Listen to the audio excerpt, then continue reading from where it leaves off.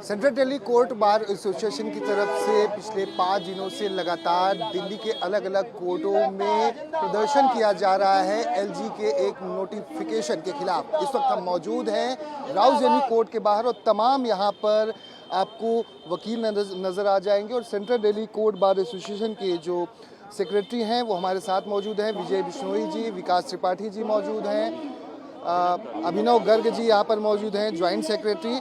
और ऐसे ही दिल्ली के अलग अलग कोर्टों में एलजी के नोटिफिकेशन के खिलाफ लगातार प्रदर्शन किया जा रहा है। आखिर वो नोटिफिकेशन क्या है जिसको लेकर प्रदर्शन है, और यह भी कहा जा रहा है कि कल 2 लाख दिल्ली के अलग अलग कोर्टों के वकील एलजी हाउस का घेराव करने वाले हैं। आखिर सरकार क्यों नहीं सुन रही, एलजी क्यों नहीं सुन रहे?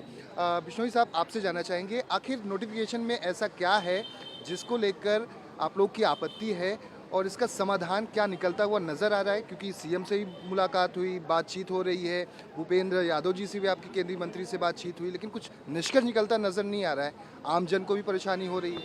देखो, आम जन को परेशानी हो रही है, बिल्कुल हो रही है, पर मैं आपको बता दूं, अगर ये नोटिफिकेशन जारी रहा तो आम जन को पूरी ज़िंदगी के लिए परेशानी हो जाएगी। क्योंकि जो न्याय व्यवस्था, जो न्याय प्रणाली है, उसमें क्रॉस एग्जामिनेशन जब होता है किसी भी विटनेस का, चाहे वो पुलिस विटनेस हो, कुछ एक्ट्स ऐसे हैं जैसे आर्म्स एक्ट है, एक्साइज एक्ट है, जिसमें गवाही सिर्फ पुलिस वाले होते हैं 5-7, उसमें कोई पब्लिक विटनेस वो जानबूझ के ज्वाइन नहीं कराते। उसमें वो सारे ही अगर थाने में बैठ के ही गवाही देंगे, अपने कंफर्ट जोन में गवाही देंगे, तो कोर्ट ना उनका कंडक्ट, ना डेमोनेयर, कुछ भी ना रिकॉर्ड कर सकती, ना देख सकती। जो चीज़ें हम यहाँ पे बारीकी से देख पाते हैं, जैसे कोई सील किया हुआ है, वेपन सील करा हुआ है, पुलिंदा बना रखा है, उनको देखेंगे। इफेक्टिव क्रॉस एग्जामिनेशन तब होता है जब हम विटनेस के आंखों में आंखें डाल के सवाल पूछते हैं कि बता इतने बजे कहाँ था, यहाँ पे कब गया, रुका कितने बजे लाया था। वो चीज़ें वो तभी बता पाता है। यहाँ पे तो कम से कम आप मानो कि 60% के जवाब तो ये होता है आई डोंट रिमेंबर, मुझे याद नहीं है। वहाँ उनको सब याद रहेगा। क्यों? वो अपने जैसे होता है ना, पेपर में फर्रे लेके बैठ जाते हैं, वहाँ वो अपनी एक कॉपी एक्स्ट्रा करा लिया करेंगे पुलिस फाइल की, वो वहाँ रखेंगे। टेलीप्रॉम्प्टर हैं, आजकल कानों में छोटे छोटे डिवाइस आते हैं, आप कैसे रोक लोगे?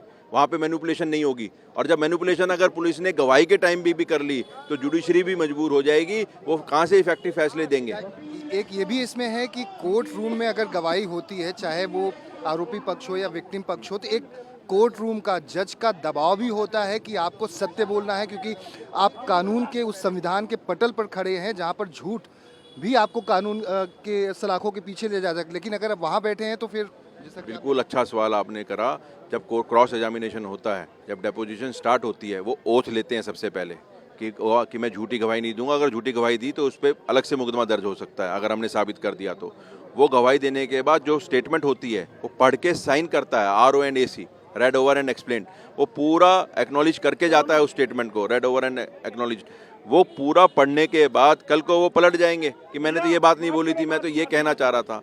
रिकॉर्डिंग भी होगी VC की। पर मैं आपसे ये कह रहा हूँ, इफेक्टिव क्रॉस एग्जामिनेशन तभी हो सकता है जब विटनेस सामने बैठा हो। कुछ चीज़ें होती हैं, मिसलेनियस आर्गूमेंट्स हैं, आपको बेल के आर्गूमेंट है, रिप्लाई आ गया, आइए उसे कोई क्लैरिफिकेशन लेनी है, वहाँ तक तो बात ठीक है। तो वो तो अभी भी चली रही है वेबएक्स के थ्रू, VC जो कोविड में चली थी।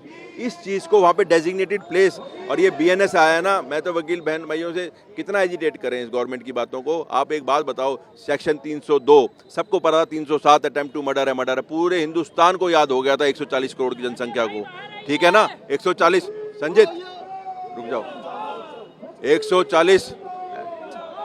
140 करोड़ लोगों को सबको पता है 307 क्या है, 302 क्या है, 120B को क्रिमिनल कॉन्स्पिरेसी कहते हैं। पर 379 थेफ्ट हो गया। पर आप ये मानो अब सारे सेक्शनों के नाम बन दिए। अब बोला 102 या 3 कर दिया मर्डर का। अब किसको याद है 102 मर्डर होता है? 420 हम कहते थे ना, 420 है, मूवी तक बन गई 420 पे, श्री 420 सेक्शन था जिसमें चीटिंग डिफाइंड थी। पर आज उसका सेक्शन का नंबर बदल दिया। उससे क्या मिल जाएगा? इंग्रेडिएंट सेम है, अमेंडमेंट लेके आओ, आप नाम बदल रहे हो। ऐसे ये नोटिफिकेशन है, इससे बहुत दुर्भाग्यपूर्ण नोटिफिकेशन है, ये इमेच्योर्ड नोटिफिकेशन है। इसको LG को वापस लेना चाहिए। सर, क्यों सरकार सुन नहीं रही है? मुख्यमंत्री से ही मुलाकात हुई, सरकार क्यों नहीं सुन रही है? वजह क्या है? और ये नोटिफिकेशन क्यों लाया गया है? वजह क्या है? संक्षिप्त।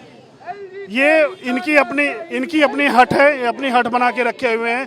जबरदस्ती अपने आदेश को जनता के ऊपर थोपना चाहते हैं। ये इसलिए करना चाहते हैं कि वो पुलिस प्रशासन को अपने हाथ में कर लें।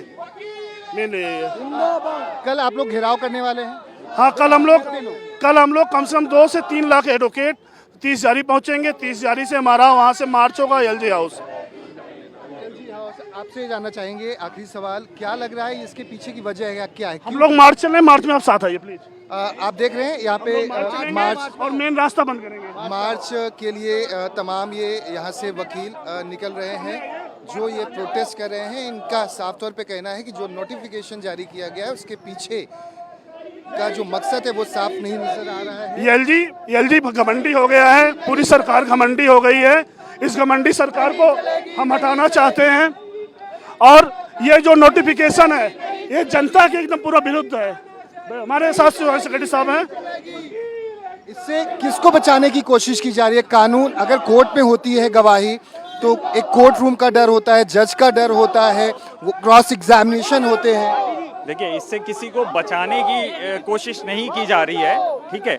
इसमें जो मेन मुद्दा है वो मुद्दा ये है कि अगर ऐसा होगा तो उसका इफेक्ट क्या आएगा, वो तो सरकार एलजी साहब को ये सोचना चाहिए। अगर पुलिस वाले अगर पुलिस स्टेशन में डिपोज करेंगे तो वो किस तरीके से एविडेंस कराएंगे, किसी की कोई क्रेडिबिलिटी नहीं रह जाएगी। फैसले पर भी असर पड़ेगा, जो विक्टिम्स होंगे या जो फंसाए गए हैं उनको न्याय मिलने में दिक्कत आएगी। बिल्कुल असर पड़ेगा, क्योंकि इससे एक तरफा कार्रवाई होगी। पुलिस पहले भी एक तरफा कार्रवाई करने की सोचती रही है और एलजी की मंशा बिल्कुल गलत है, क्योंकि देखिए संविधान के ऊपर ये लोग कार्रवाई करने की कोशिश कर रहे हैं, संविधान को अपने अंदर करने की कोशिश कर रहे हैं, जो बिल्कुल सरासर गलत है। और हम इसका जबरदस्त विरोध इसलिए कर रहे हैं, एक मिनट, इसका विरोध इसलिए कर रहे हैं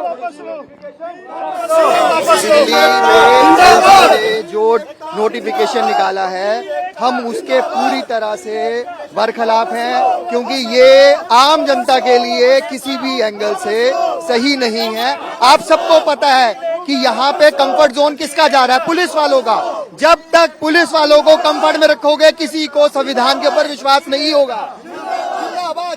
जब कल यहाँ से सारे के सारे 30,000 में इकट्ठे होंगे तब शायद आईजी साहब को समझ आएगा कि एक्चुअल में लीगल फेटर्निटी की पावर क्या है। लीगल फेटर्निटी जो ये काम कर रही है अपने लिए नहीं कर रही, हम नॉर्मल लेमैन के लिए लड़ रहे हैं सर।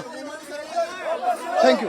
तो ये तमाम वकील संगठन से जुड़े हुए जो तमाम वकील हैं जो दिल्ली बार एसोसिएशन से जुड़े हुए हैं, ये राजधानी कोर्ट में आए हैं सड़क पर बैठने के लिए, अपना विरोध दर्ज कराने के लिए। एक बात और रिकॉर्ड करिए कि अगर आज शाम तक एलजी साहब अपना नोटिफिकेशन वापस नहीं लेते हैं तो हम कल, जैसे कि आपको पता भी होगा, कल हम एलजी हाउस का 2 लाख वकील घेराव करेंगे आवाज का, और उसके बाद भी अगर नहीं सुनते हैं तो हम इंडिया गेट का घेराव करेंगे। जय हिंद। तो साफ तौर पर वकीलों का कहना है कि एलजी अगर नोटिफिकेशन पर अब वापस नहीं लेते हैं तो 2 लाख वकील कल एलजी हाउस का घेराव करने वाले हैं। कैमरामैन सुनील के साथ दीपक दुबे, न्यूज़ 24 दिल्ली।